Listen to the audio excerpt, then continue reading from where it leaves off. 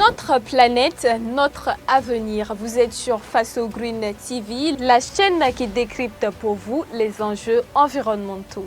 De la forêt tropicale aux grandes plaines, en passant par nos villes, l'environnement est au cœur de nos préoccupations. Chez Faso Green TV, nous vous plongeons au cœur de l'actualité environnementale. L'agriculture, notre quotidien. Des terres fertiles aux assiettes, nous décryptons les enjeux de la sécurité alimentaire, les défis de l'agriculture durable et les innovations qui nourrissent le monde.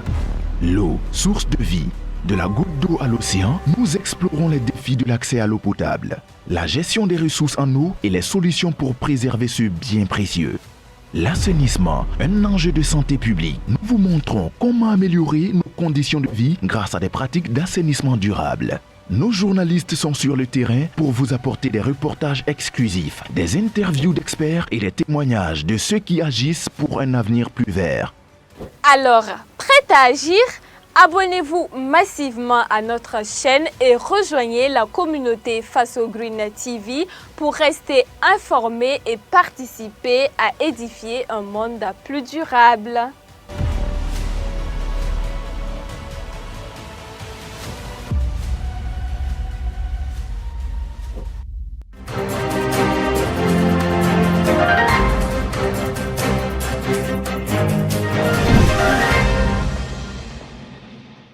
Dans la ville de Ouagadougou, l'entretien des canaux d'évacuation d'eau demeure une question majeure. Est-ce de l'incivisme de la part des riverains ou encore le manque d'entretien de la municipalité? Vous le saurez tout à l'heure dans ce journal. Les produits forestiers non ligneux regorgent de nombreuses valeurs nutritives et thérapeutiques pour l'homme. Ils constituent également une source de revenus pour les acteurs de la production, en passant par la transformation et la commercialisation. C'est le cas de la coopérative Timbo. Plus de précisions à suivre dans ce journal. Bonsoir, Madame, Monsieur, très ravie de vous retrouver dans ce journal. Dans plusieurs artères de la ville de Ouagadougou, on retrouve des canaux d'évacuation d'eau pluviale qui sont devenus aujourd'hui l'ombre d'eux-mêmes. Ces caniveaux sont parfois bondés de plusieurs déchets plastiques, organiques et bien d'autres. À qui revient donc la responsabilité de la gestion de ces caniveaux? Pour en savoir plus, une équipe de Faso Green TV a sillonné quelques arrondissements afin d'échanger avec les riverains et certains présidents de délégations spéciales. On en sait davantage avec Colette Ilboudo. Pour assainir l'environnement et éviter d'éventuels débordements d'eau, les autorités municipales prévoient des canaux d'évacuation d'eau qui sont censés conduire les eaux de pluie et les eaux usées. Cependant, pour maintenir ces ouvrages en bon état, la tâche ne semble pas facile pour ces autorités à cause de l'incivisme de certains individus qui ont choisi d'y déverser des ordures de tout genre. Franchement, moi-même, je suis contre ceux qui jettent les ordures, les mèches, les sachets plastiques et autres dans les caniveaux là. Parce que non seulement ça empêche la circulation de l'eau, et dans ça, quand il pleut, l'eau est obligée de revenir dans nos maisons et après c'est pour parler d'inondation. Donc sincèrement, moi je suis contre ça. La gestion des caniveaux serait ainsi la responsabilité ou encore le rôle des collectivités territoriales? Une question à laquelle répondent par l'affirmative certains riverains. On se demande s'il y a vraiment une mairie au niveau de l'arrondissement 12 parce que rien n'est fait. En période de pluie, on a vraiment de sérieux problèmes. L'année surpassée, on a essayé de faire une cotisation. On a eu près de 2 à 3 millions. On a fait ce qu'on pouvait faire, mais la mairie ne nous épaule pas. Il n'y a rien n'est fait à la Padoie ici. Des arguments qui ne passent pas côté municipalité.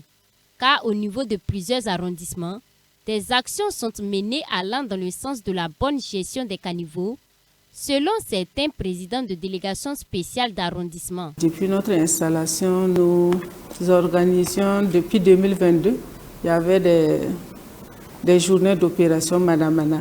Et lors de ces journées-là, on profitait pour faire du curage des caniveaux. En plus de ça, nous organisons aussi, souvent en collaboration avec des associations partenaires, pour mener des curages de caniveaux. La mairie de l'arrondissement numéro 5 consent annuellement plus de 5 millions pour le curage des caniveaux ainsi que les entretiens courants. Si pour certains riverains, la gestion des caniveaux est le rôle de la mairie, Pour d'autres, cette responsabilité n'incombe pas uniquement à l'autorité municipale.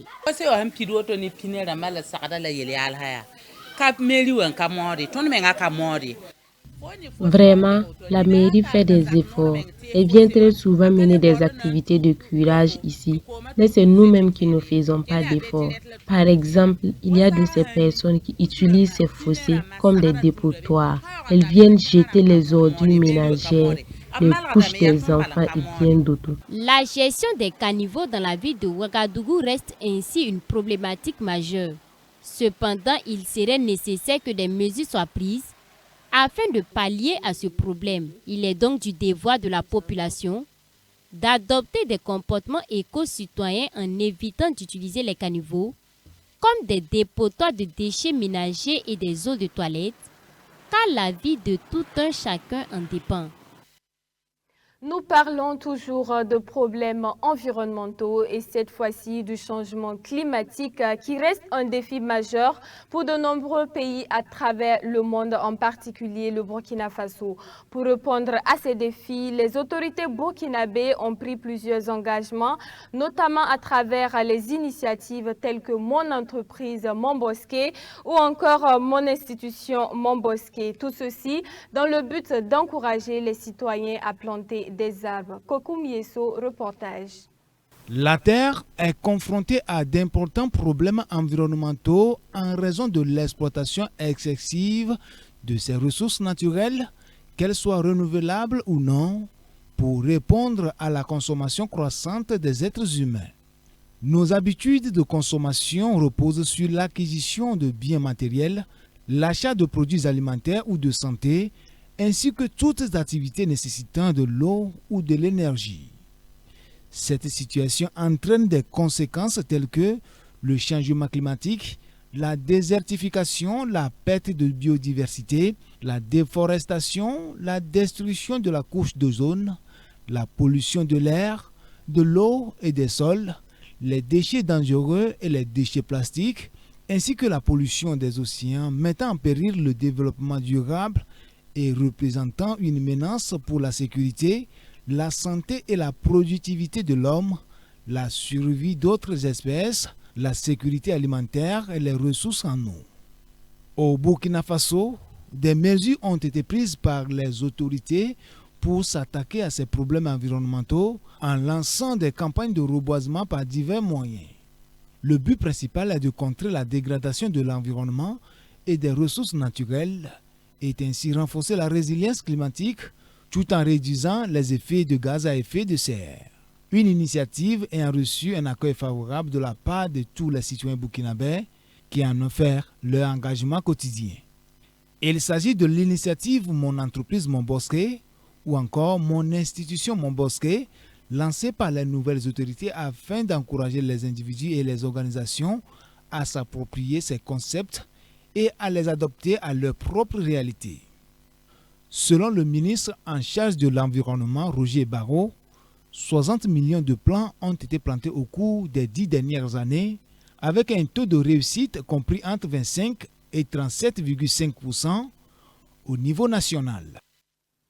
Créé en 2004, le Scoop Timbo est une structure qui évolue dans la transformation et la commercialisation des produits forestiers non ligneux, avec pour ambition de promouvoir et valoriser les PFNL.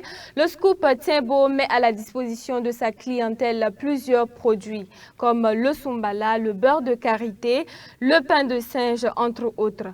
Allons à la découverte de cette coopérative avec notre reporter Kokou Mieso. Je suis en train de faire la moutarde de Sumbala. Voilà, la moutarde de Sumbala, ça dure 1 heure à 45 minutes de cuisson. Il s'agit du quotidien de ces femmes regroupées au sein de la coopérative nommée Timbo. Créée en 2004, elle compte 46 membres spécialisés dans la transformation des produits forestiers non ligneux. Le Sumbala, le néré, avec ses dérivés. Les dérivés sont les graines,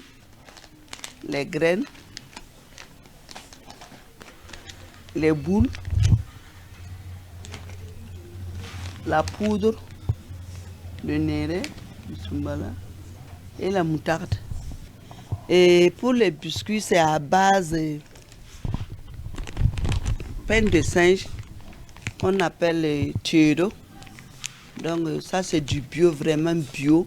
Malgré les moyens limités, l'hygiène est de mise. L'hygiène c'est la première des choses pour tout travail transformant. Pour transformer quelque chose il faut vraiment qu'il y ait l'hygiène. Parce que l'hygiène c'est toute chose, il faut l'hygiène. Donc vraiment nous mettons l'accent sur l'hygiène pour nous-mêmes d'abord. Quand tu parles, il y a la salive, les cheveux. Un seul cheveu, si ça rentre ici, c'est grave. Donc il faut toujours se protéger. Voilà, pour éviter, l'hygiène est très très important. Le Soumbala est une épice utilisée en Afrique de l'Ouest, fabriquée à partir des graines de néré qui possèdent de nombreux avantages nutritionnels en termes de protéines et de vitamines. Et selon Dame Sabo, cela ne fait aucun doute. Le Soumbala, vous savez que le Soumbala il y a la vitamine. Le Soumbala a des vitamines vraiment très consistantes. Donc même tu peux la consommer comme ça directement sans mettre de la viande ou bien tu mets dans ton riz ou bien le matin tu peux enlever comme ça et puis manger. Voilà, pour ceux-là qui ont tension là, s'ils utilisent ça, après ils vont voir que leur tension là, ça s'améliore. La coopérative se spécialise également dans la fabrication de biscuits à base de gingembre, moringa, petit mil et sorgho rouge. Tous ces produits sont conditionnés dans des sachets plastiques biodégradables. Pour la présidente de la coopérative Tembo, Elise Sabo, il s'agit d'une façon pour eux de contribuer à la préservation de l'environnement. Dans le cadre des missions inopinées d'inspection environnementale organisées chaque année, les agents de l'ANEV, l'Agence nationale des évaluations environnementales du ministère en charge de l'environnement, ont inspecté ce lundi 9 décembre 2024 l'entreprise Nowata située dans la zone industrielle à Zaktouli. Cette visite vise à assurer le contrôle en matière de réglementation environnementale, notamment les différents documents exigés en matière de préservation de l'environnement, les différentes autorisations, les registres nécessaires pour que l'environnement soit respecté pendant une exploitation. Vous aurez plus de détails dans nos prochaines éditions. C'est la fin de ce journal. Merci à vous de l'avoir suivi et restez en nos compagnies. L'information continue sur www.fasogreentv.net. Au revoir et à demain.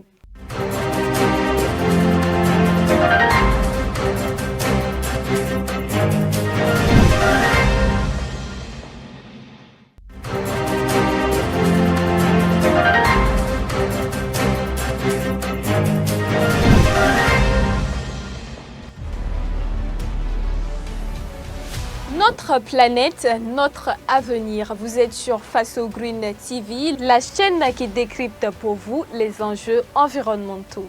De la forêt tropicale aux grandes plaines, en passant par nos villes, l'environnement est au cœur de nos préoccupations. Chez Faso Green TV, nous vous plongeons au cœur de l'actualité environnementale. L'agriculture, notre quotidien. Des terres fertiles aux assiettes, nous décryptons les enjeux de la sécurité alimentaire, les défis de l'agriculture durable et les innovations qui nourrissent le monde. L'eau, source de vie. De la goutte d'eau à l'océan, nous explorons les défis de l'accès à l'eau potable, la gestion des ressources en eau et les solutions pour préserver ce bien précieux. L'assainissement, un enjeu de santé publique. Nous vous montrons comment améliorer nos conditions de vie grâce à des pratiques d'assainissement durable. Nos journalistes sont sur le terrain pour vous apporter des reportages exclusifs, des interviews d'experts et des témoignages de ceux qui agissent pour un avenir plus vert. Alors, prêt à agir ? Abonnez-vous massivement à notre chaîne et rejoignez la communauté Faso Green TV pour rester informé et participer à édifier un monde plus durable.